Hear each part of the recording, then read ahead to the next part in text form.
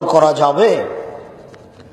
আমি দিনাজপুর গেছিলাম, বহুবারই যাই, তো এক মাসাতে আছে, উনি হেডমাস্টার হাই স্কুলের।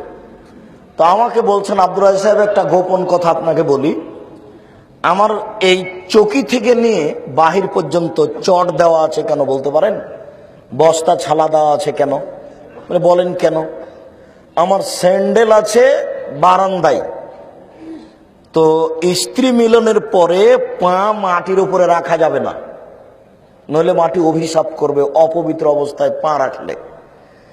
এই জন্য বিছনা থেকে নিয়ে বাহির পর্যন্ত চট দিয়ে রেখেছি। কথা বোঝা যায়নি?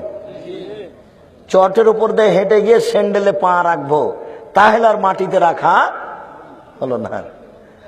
আল্লাহ, কি কথা! ছি ছি ছি ছি ছি ছি, এটা শিরকি আকীদা।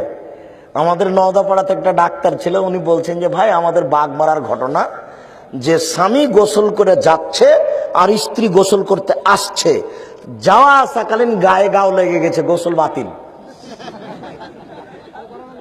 নাউজুবিল্লাহ মিন যালিক। এরকমই শিরক চলছে, এরই নাম শিরক।